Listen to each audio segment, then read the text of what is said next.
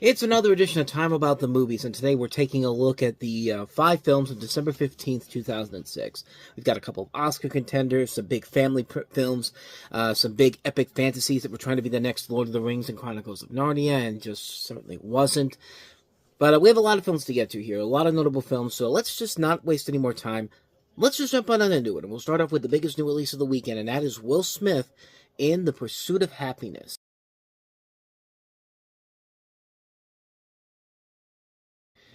So this is based on a true story about a man named Chris Gardner, who's played by Smith in this movie, and he has invested heavily in a device known as a bone density scanner. He feels like he has it made selling these devices, however, they don't sell well as they are marginally better than X-ray at a much higher price. And as Gardner works to make ends meet, his wife leaves him, he loses his apartment, and he's forced to live out on the streets with his son, played by Smith's real-life son, Jaden Smith.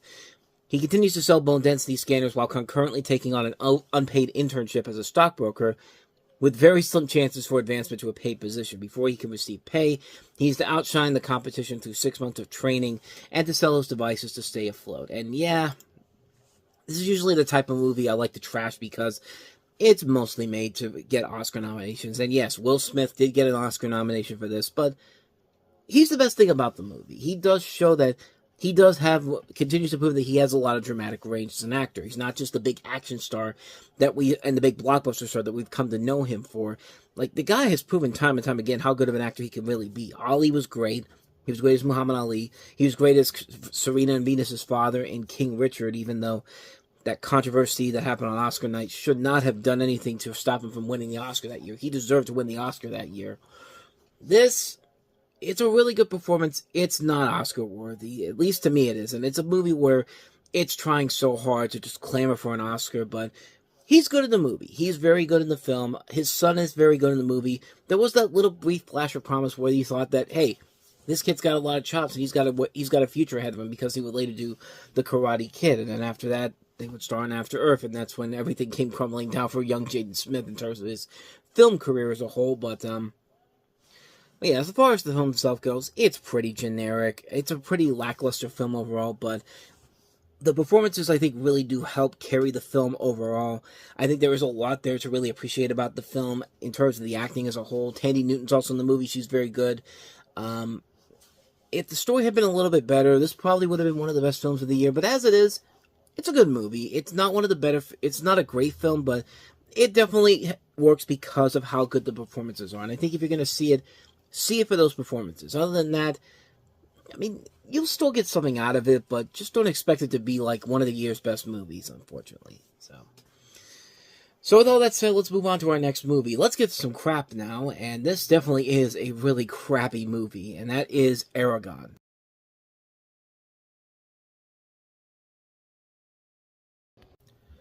One of the many attempts to try to create the next Lord of the Rings and Harry Potter, and just failing miserably. And, Fox said, hey, if Disney can do it with Narnia, we could do it too. And unfortunately for them, Disney had a better plan on bringing Narnia to the big screen and making it the next big fantasy franchise. Fox, not so much. The kingdom of Alagazia is ruled by the evil king Galbaltorix. It's not a good sign if I can't pronounce any of these names correctly. A former dragon rider that betrays his mates and his people in his quest for power.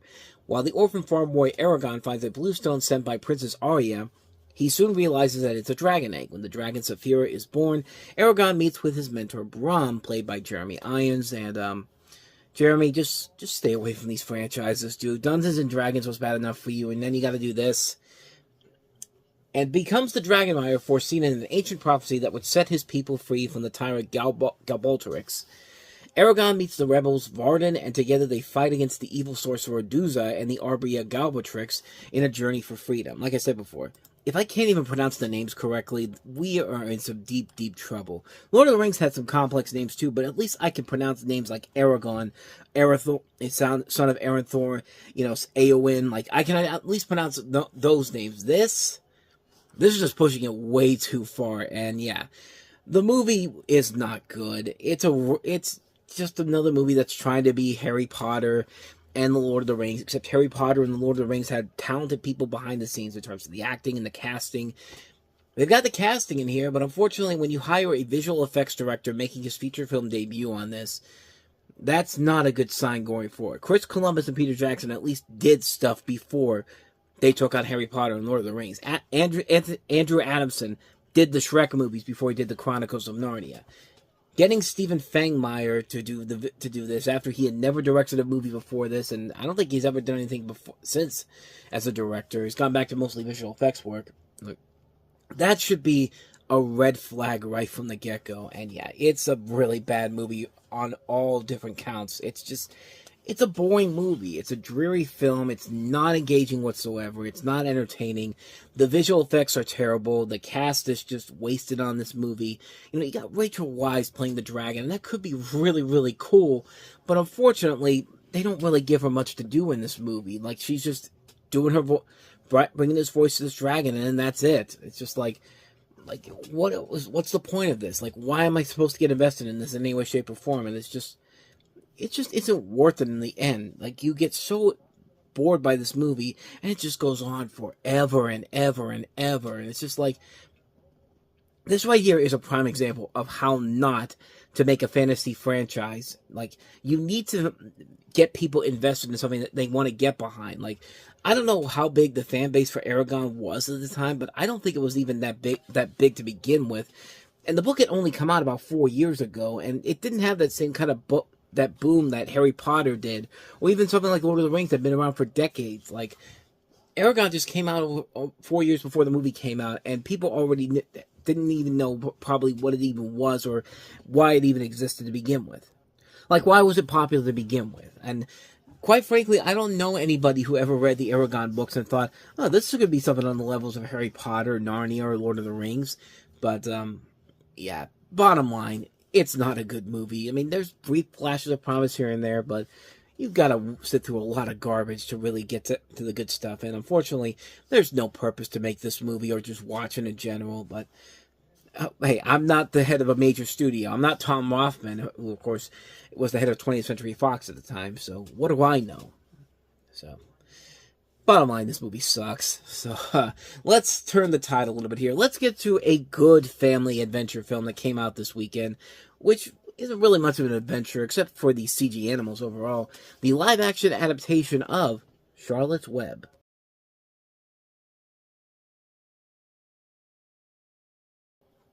Charlotte's Web is, of course, based off the classic E.B. White book of the same name, which was previously adapted into a 1973 Hanna-Barbera animated film released by Paramount, which is a classic movie overall. I grew up with it when I was little. I used to have the tape all the time. Used to watch it on Cartoon Network and Disney Channel when it was on. So, yeah, I do have kind of a soft spot for this story in general. And so, doing it in a live-action format, you got the director of 13 going on 30 and an all-star cast, as you see in that trailer there. This is the classic story of loyalty, trust, and sacrifice coming to life in this live-action adaptation. We have Fern, played by Dakota Fanning, who is one of two living beings who sees that Wilbur is a special animal as she raises him, the runt of the litter, into a terrific and radiant pig. As Wilbur moves into a new bar, he begins a second profound friendship with the most unlikely of creatures, a spider named Charlotte, voiced by Julia Roberts, in one of her few voice acting roles she ever did. And their bond inspires the animals around them to come together as a family. When the word gets out that Wilbur's days are numbered, it seems that only a miracle will save his life. A determined Charlotte, who sees miracles in the ordinary, spins words into her web in an effort to convince the father that Wilbur is some pig and worth saving. Well, technically he's a farmer, but he's also the father of Dakota Fanning's character.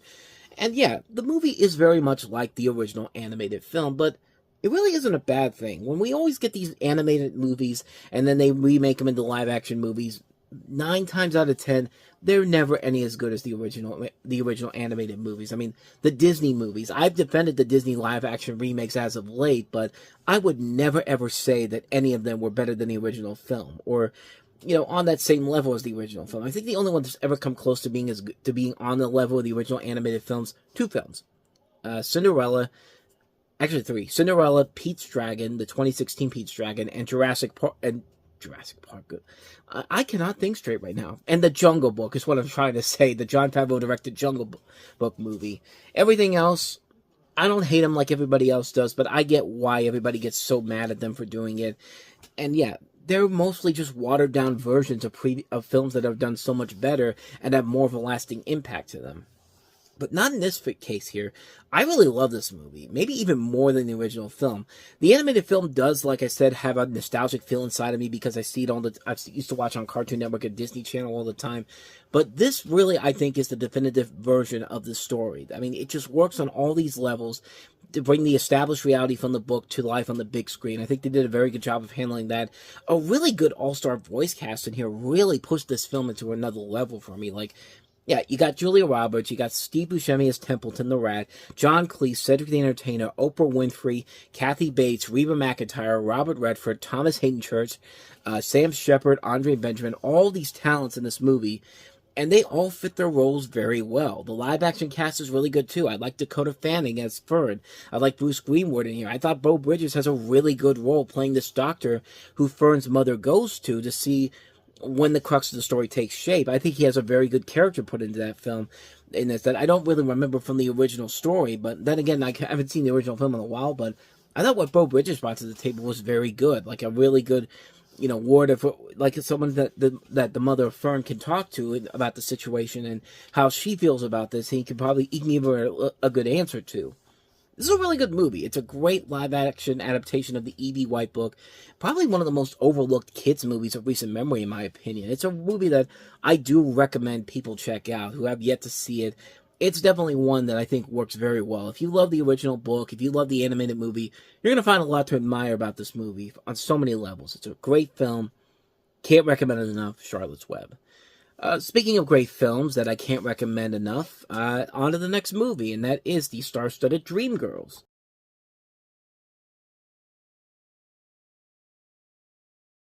I mean, when you have the people that made Chicago, the person that made Chicago, the script for it, Bill Condon making his directing the film. I was going to say directorial debut, but that's not it. But I mean, you can't really go wrong with that, even though Bill Condon would later go on to make some not so great movies overall. But DreamWorks is a film that is based off, of course, of the 1981 Broadway musical, following the history and evolution of American R&B music during the 1960s and 70s through the eyes of a Detroit girl group known as the Dreams, played by Beyonce Knowles, Jennifer Hudson, who was then coming off of American Idol, and Annika Noni Rose, who would later go on to play Tiana in The Princess and the Frog, and their manipulative record executive, played by Jamie Foxx. Also, Eddie Murphy has a role in here as well, and a lot of good things about the movie, man. This is an incredible film. All the acting, I think, is amazing in here. Beyonce Knowles, of course, Jennifer Hudson is the one that everyone remembers the most from this movie.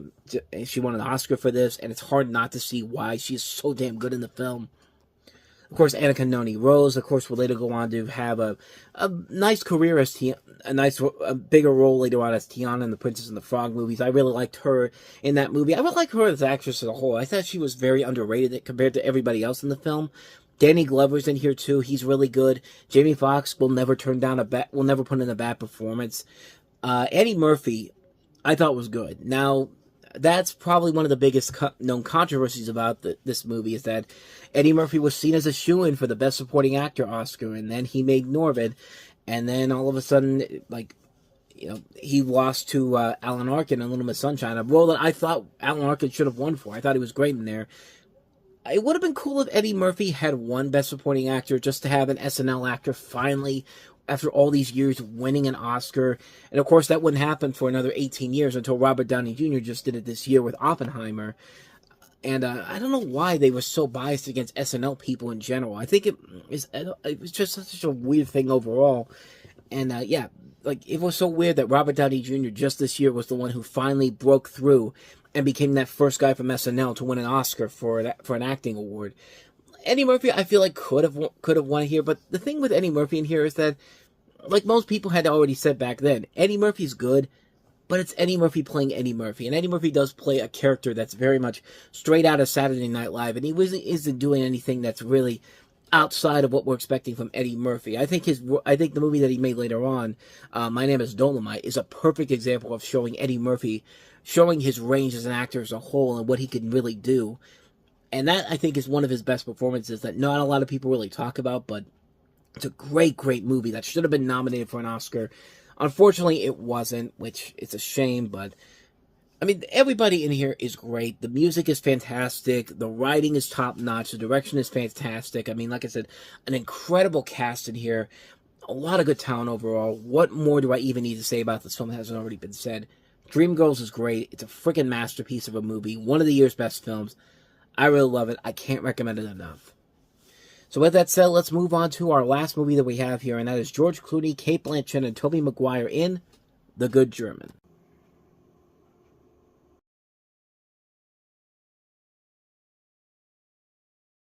Also, I love that trailer just for the fact that it opens up with them messing with the trailer card. I mean, more movies need to go in and just work with that. Like, just have fun with the trailer card. Like, mess around with it. I mean, there's no rule that says you can't mess with the trailer card. I mean, we've seen trailers that do that. Smurfs: The Lost Village did it. Hellboy 2019 did it. Not great movies overall, but then again, that should probably tell you something about maybe that is as good as the trailers are for doing that. Maybe it's because they're trying to sell whatever the bad movie is they're trying to sell. This one's not bad. It's another example of a style over substance movie. You have a movie set in Berlin following the Allied victory over the Nazis, and it begins as a murder mystery, but weaves in elements involving the American post-war employment of Nazi rocket scientists in Operation Paperclip. It was shot in black and white and designed to imitate the appearance of film noir from the 1940s, even though it had a lot of stuff that would have been prohibited by the then production code, including sex scenes and swearing. Its poster is a straight-up homage to Casablanca, which is another Warner Brothers film, as is the closing scene of the airport. You could just tell this movie was trying so hard to be like those film noirs of the back in the day, and they focused more of their time on the visual look of the film than the actual story. As I said before, it's a style of a substance movie, and it's directed by Steven Soderbergh, who very rarely misses, but when he does, it definitely is a miss, and this is definitely one of his biggest misses overall, and it's a shame because there was a lot here to admire. You know, George Clooney will usually not give a bad performance. Cate Blanchett is usually very good. Tobey Maguire shows that he's got the acting chops as a whole. There's so many things about this movie that I think really could work overall, and there's a lot that could be admired about the film, but yeah, on a visual level, it's that and more. Story level, it's a mess. It's a mess of a film. It's a very sloppy film. It was one of the biggest flops of the year, and it's kind of hard not to see why. This is a film that is really a beautiful looking film that just needed a much better story and much better characters overall to really get the full investment of the storyline here, and it's just not there, man. And I was really let down by it. I was really looking forward to it just from that trailer alone and what they were able to do with that. Get me to be convinced that the movie should be seen by me. And this is the end result I get from it. A lackluster film that should have been so much better than it actually is. But unfortunately, it's not. So, yeah, it's a hard skip on The Good German. And so with all that said, we wrap up another edition of Time About the Movies. We're almost done with 2006. We only got 2 weekends to go. And we've got Christmas weekend coming up with 5 big holiday releases, including the star-studded ensemble family adventure Night at the Museum, directed by Sean Levy and featuring Ben Stiller and Robin Williams among its cast. Sylvester Stallone returning as Rocky Balboa, hoping to give us a better conclusion to the Rocky series than Rocky V was 16 years prior. Robert De Niro directs his second film with the ensemble mystery thriller The Good Shepherd. McGee takes on a radically different film than usual with the true life sports story with Matthew McConaughey and Matthew Fox from Lost, We Are Marshall. And also, oh my god, I just had it and then I lost it. Okay, now I can see here. Clint Eastwood will give us the second film of World War II in 2006, the much better film in my opinion, Letters from Iwo Jima. So we'll take a look at all 5 of those movies. That'll be coming up on tomorrow's show. But until then, thank you so much for watching, and if you want to see more videos like this, please hit the place on the next page, check out the previous episode, and also don't forget to hit the like, subscribe, and notification button so you get updates on when new videos come out, and we post videos here every day, so please hit that notification bell so you get the updates. With all that said, I am off. I will see you guys next time, and until then, as always, take care.